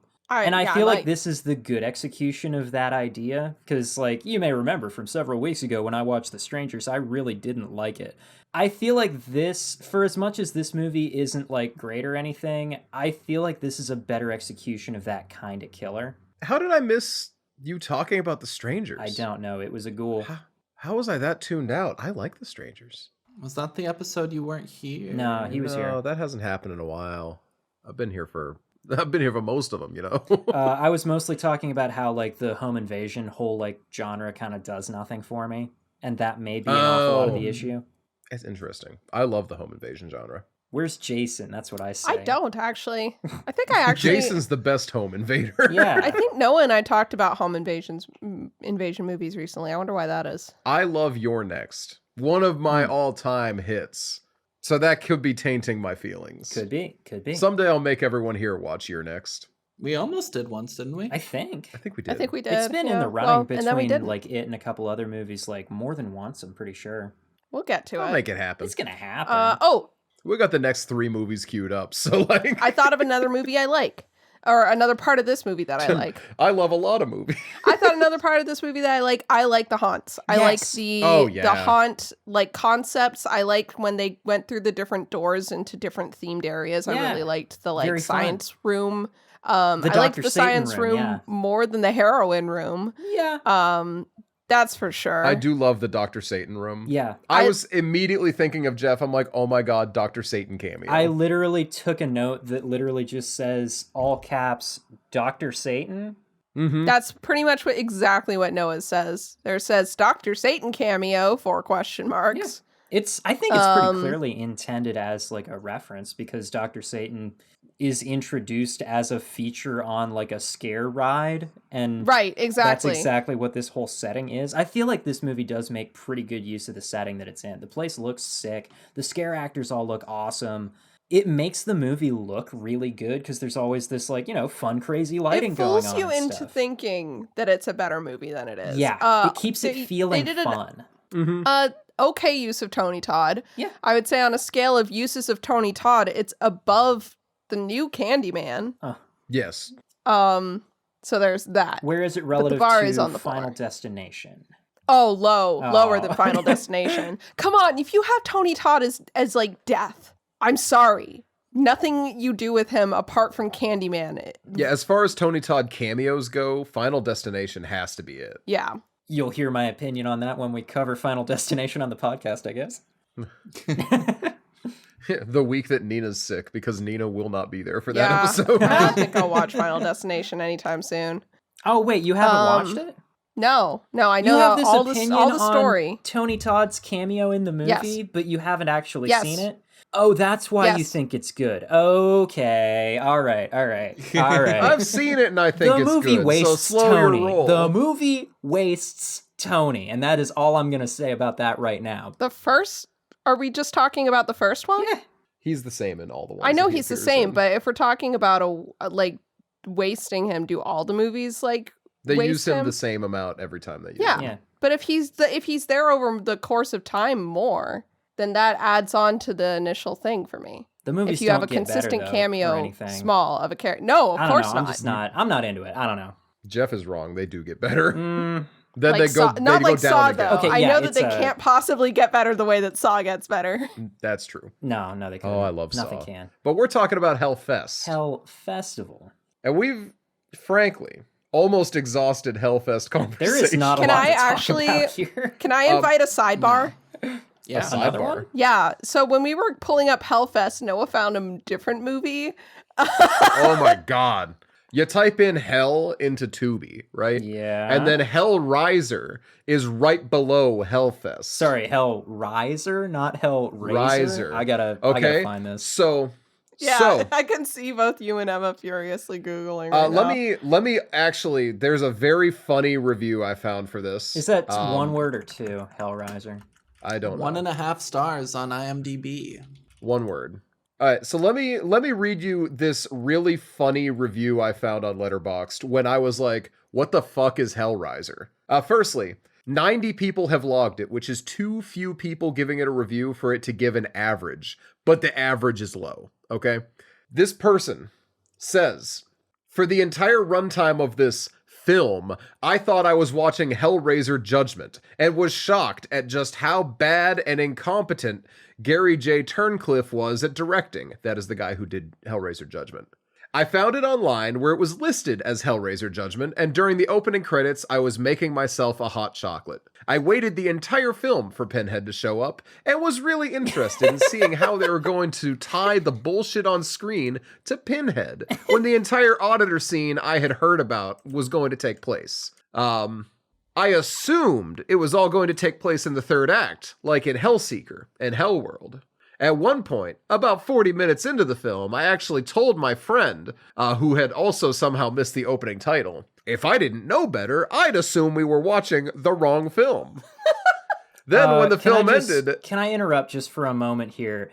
Google literally will not let me look for this movie. It's just like, did you mean Hellraiser? We're showing you results for Hellraiser. And I'm like, no, I don't mean that. I mean Hellraiser specifically. And it's still only showing me results for Hellraiser. Continue. That's funny. When the film ended and the words, "You have been watching Hellraiser" came up, we both burst out laughing because we had just spent 80 minutes watching the wrong movie. Then this dude goes on to talk about how they spent the entire time comparing it to Hellraiser Revelations and Hellworld to see which one of them was better than this. How bad was this one compared to those? Half the time when they say Hellworld, which apparently they really hated, they do the SpongeBob mocking thing where they go, Hellworld. They I wanna be said they friends would with rather this person. rewatch Hellraiser 5 times than give Hellworld another shot, which, as the guy who's watched Hellworld like probably 5 times, it's not that bad. but it is not that bad. It's not Its good, but it's soundtrack not is that banging. bad. I kind of love the music that they used, but other than that, it sucked. All right, so I'm Anyway, scrolling through the yeah. IMDb of the director of Hellraiser here. Steve it's Lawson. dog shit. He has Every one directed of such them. titles as The Fourth Musketeer, The Mummy Resurrection, What? Wrath of Dracula, Bram Yep. Stoker's Van Helsing, Which is a wild title. Ripper I just gotta say, Untold. Bram Stoker. What is this man doing? Oh, yeah, and that's its sequel, Ripper's Revenge. Killersaurus. All this dude's movies look like they suck ass. He's like one step removed from the Blood and Honey guy, right? That's what I'm seeing here. The Haunting of Alcatraz. The Haunting of fucking Alcatraz. Saltwater, The Battle for Ramree Island. It's a crocodile movie. All of his movies on Letterboxd lean very heavy into the 1-star tilt. Something tells me that's Alien appropriate. Conspiracies, The Hidden Truth. God, yeah, no, it's... Nocturnal Activity. Come on. There's just something about it, you This know? fucking guy. There's just something about it. Anyway, that was really funny to me. And so I wanted to make sure that got a mention. I'm so glad that got brought up. Unrelated, does anybody want to watch my new movie that I'm going to be making? It's called Friday the 13th. I would love to. Oh, it's like, so, I don't know. I have nothing good to say about this, man. Luckily, this guy's not involved in Hellfest at all. Which is good. He just showed up. Oh my god. I could watch this guy's least popular movie and be the 4th person to review it. Liked by Whoa. one member. Single It has baby. to be someone Famous. who worked on the movie. You should do it. You should.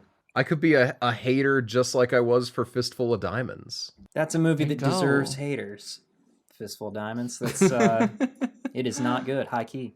Maybe someday. Maybe someday. In any case, it feels to me Maybe as though we're someday. meandering toward the Noah's Notes segment, perhaps. We I sure agree. are. Now, And these are some vintage Noah's notes. Barrel Are aged. these They the are. original Noah's Notes? the OG Noah's Notes. I'm pumped. This is exciting. Tastefully aged in Google Drive for 3 years. I wanted to... I'm swirling it around in my glass to really I'm get going to the go through aroma. my notes from this time real quick, personally, to pull out some things. I know that this is not unique to the movie. I know that this is things that real haunts will do. But I love the idea of the controlled flashlights that cut in and out and then change the light that they put out. Because flashlights in the dark make the dark scarier. And taking that light away again makes the dark scarier again. Of course. It's a very good thing, you know? Also, just this very funny thing in the photo booth. I wrote down me who wants to get smooched more than anyone has ever wanted to be smooched before. Yeah, you know, that classic photo where my tongue touches your nose. Everyone knows that one. That's what I was shooting for. Yeah, of course. Everybody knows about that We all classic know. photo pose. Exactly. I was trying to do that to Nina just now, and Nina said no. I just get really sad when you say the word smooch and I haven't smooched you in a while. That's all. Aw, they just Disgusting. smooched. No, it On isn't. the podcast. I put my tongue on Nina's nose, as we all know. Podcast listeners will not have to deal with it. I'm going to cut it out so you don't have to. You're welcome. Yeah. Now, Noah, I do apologize. I'm getting live feed right now from Breaking the news. audience saying that Nina has to read the Noah's notes. Even if they Oh, are shit. A barrel diversion, aged. a diversion from the formula is just it's too out there. It's too. Yeah, I'm wild. getting word from a I lot agree. of people. Apparently, many people are saying that if Noah is going to continuously expand his domain within the show, he cannot steal other people's segments as well. And that at this pace, you're on track for some kind of an Shut the uprising fuck up. against I'll you. read it. actually. I'll read it. Nina's gonna read this, but there's a note in here that is so indicative of when I took this note. Oh, extremely I'm so excited to hear that. Is it this? No. Oh, okay. Uh-huh. Yeah, okay. Anyway, these Actually. I'm gonna say Okay, it. we're going. Shush. These notes suck. Shut up. Noah says, spot the killer. Found him. I don't even know why I wrote that. Because you found him. Found him. Noah says, does it take 3 days for a body to stink in October? That's a real question, though. Like, legitimately, I feel well- like she would start to stink sooner. I guess it depends on what the other surrounding smells of the place Oh my already God. are, but Hold on, there's a wild note from Noah here. Noah says, Gavin has mad Michael Cera energy and he's less attractive. What? whoa, Jesus Christ. I don't know what was up with that note. Holy shit. That's so mean. Needless. And also, he's already in Noah, do you Hellfest. Leave think- him alone. Oh my God. Noah says, holy shit, it's him, Hellfest's mom. That's the note. We had just recorded Friday the 13th Part 2. That's incredible. Noah says, womp womp, I don't know what that's about. It's after Jello Shots, but it's right before the Lego Rock Raiders rock Yeah, band. Noah mentioned Lego Rock Raiders and took me back in time. Ooh, hell yeah. Hell yeah, Rock Raiders. Noah says, serious Noah says, sexually harassing actors is a huge problem in the haunted house industry, from what I understand. Oh. Yes. It's a huge problem for those actors, especially. I know there are a couple clown actors who post on TikTok during haunted house season that are, I think, at Halloween Horror Nights. Halloween Horror Nights, yeah. And after they started getting big on TikTok, the guy one started getting sexually harassed a lot. That sucks. So, Mm-hmm. which sucks because they're both really great scare actors. Bummer. Noah says, I can't believe he wasted that pretzel. It probably cost $20. There's some good notes here, Noah. You were sassy this day. I don't know what's up. Well, wasting a pretzel is always bad. Noah says, I am so sick of this song already. It must be Pop Goes the Weasel. Oh, yeah. I would like to say, shout out to Brian, who I watched this movie with. It was me, Brian, and maybe somebody else alone in a Discord chat just watching the movie and going, yeah, this is okay. Pretty for like an hour and a half. Yeah. Noah says, Gavin, you weak ass bitch. Because he couldn't pick up the hammer. That's just a correct assessment of him, you know? Noah says, is this just how it ends? Like halfway through the movie. And I have to assume you're not talking about the movie here. I think it's the ride, like the ride breaking down. Oh, yeah. Noah says Asher is a little calm. So I assume this is like right before he dies as well. Or maybe when Taylor gets yeah. carried off, perhaps. That was very funny, but no, I don't think that was it. Noah says, there's a lot going on now. This is so funny. This is Noah watching the scene where the two get split off, and there's one in the like heroin room, and there's one in the like doctor space. Noah says, Gavin in the tank? Oh, it's a mirror. Wait, how did Asher get split off? Maybe Gavin now? Ouch, freaking eye hits. And then that's it for that, like, back and forth there. Is Noah not really getting anything? It's just Yes, Hellfest, give me nothing. Noah says, so, like, do they go to different schools? What's going on with her story here? Yeah, I was a little confused about how all these people know each other and are or are not spending time together, and, like, unclear, yeah. what's going on with that. Noah says she's going to Spain, but without the S, which is such an old meme. Yeah, it's a 3-year-old note, Nina. It was popular back then, as was the style at the time. Noah says He was the first one to ever say that. Yeah, actually. originated the term. You can't prove that Noah wasn't the first person to say that. Noah says, when's somebody coming out of this hair washing bathroom? Which is so fair because that scene went on for forever. Yeah. Noah says that Brian called the hair grab in the bathroom scene, which makes sense. The Noah movie's says predictable enough. Noah says, oh, King Hellfest. Like, and then matches up Halloween and Wonka to say Hallow Wonka. And then the next note is all caps, oh, that's Tony Todd. Hallow Wonka. Noah says, why would she think there's something wrong, though? There was no reason to think that. Actually, no, there was because of the shoes, Noah. Because of the shoes. You weren't paying attention? It was before the shoes were spotted. Okay. I wrote that Noah says, Wilhelm scream, really? That's valid. Noah says, why Pop goes the weasel, though? There's got to be some sort of reason. I don't think there was. No. Yeah, at the beginning of this movie, I picked that as immediately as a thing that was going to drive me crazy through the movie, and because I decided that, I was driven crazy through the movie. Yeah, that's the reason. It's not that the song gets annoying or anything. It's that you decided to be annoyed. Yeah. Noah says, how's the killer finding all these weapons, but the kids find all just props? Bad story. Well, because he goes to food vendors and steals their knives, whereas they go to scare actors and steal their knives. That is true. Mm-hmm. Also, like I was saying earlier, this guy clearly has come through this place and knows the layout. He knows what everything is here, and he probably works here. Honestly, in keeping with like Emma's thing about it as well, actually, I had kind of thought partway through the movie that it would be really cool if the guy fully, like, textually did actually just work at Hellfest, and better still, that Hellfest as an organization facilitates him doing this, that like everyone is in on it. Actually, it's just these are scare actors who like to actually kill people sometimes. That could Jeff be out really here fun. rewriting Hostel and Hellfest. Rewriting the houses that October built. What are you talking about? I've never seen that one, but I have seen Hostel. It's the one where so. it's like framed as a documentary about people going to really extreme haunted houses, and then eventually they go to the haunted house that's so extreme they actually kill you. And I didn't like the it. way that the credits roll is pretty good, but the movie sucks.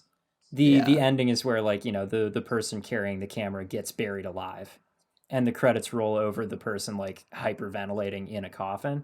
Lame. I'll just watch that one VHS segment. Yeah, which was very good. sure. Cast him down. Cast him down.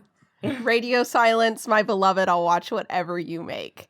Noah says, okay, wait, why is she okay? Why'd he leave her alive? Big mood. Yeah. Noah These says are the all fact they haven't questions. turned on all the emergency lights till just now is amazing. One thing that I've noticed about these notes is these notes feel very cinema sins of me. Mm. And I'm glad that my notes have evolved to be a little less like nitpicky than this. Yeah. Because these are very nitpicky notes and also like weird observation notes. I don't know.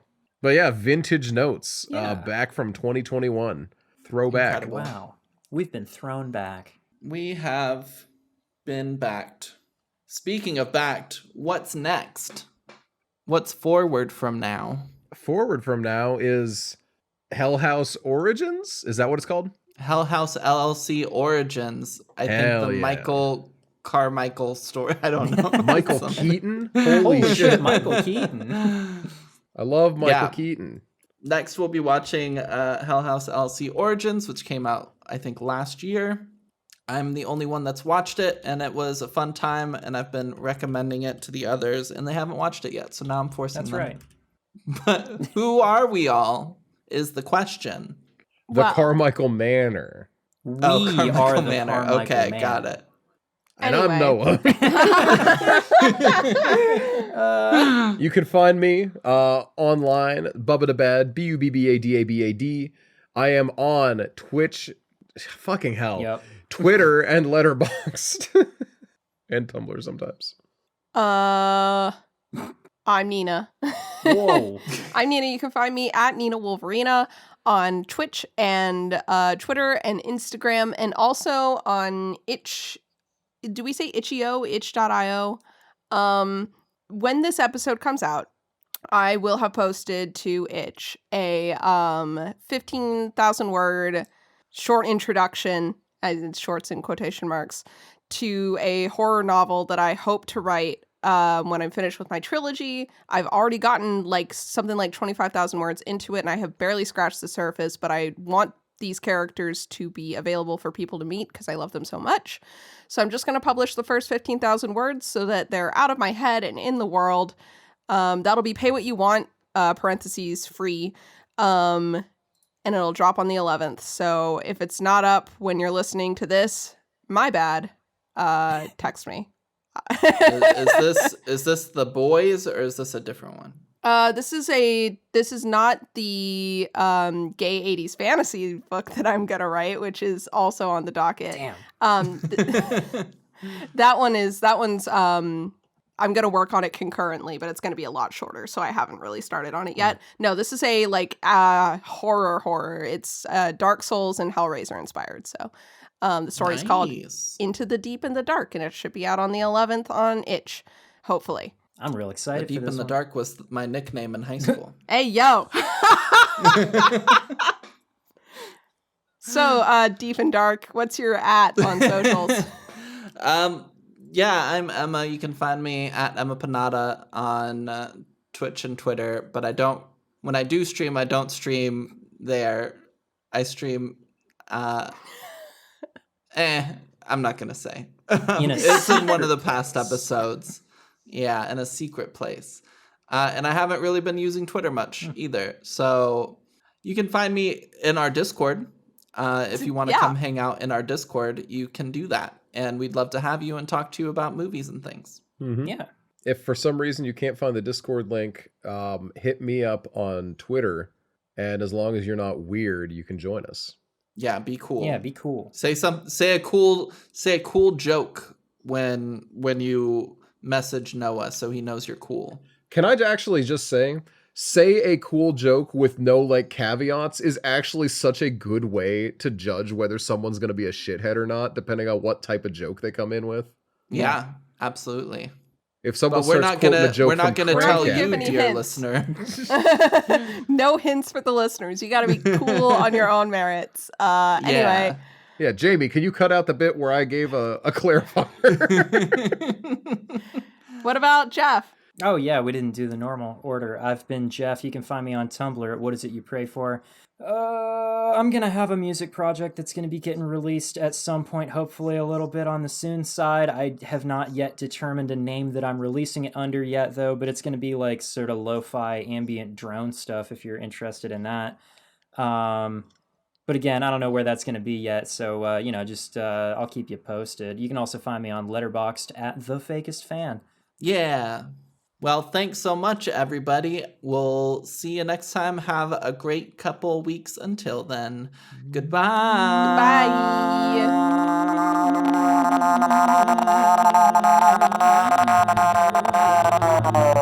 Bye.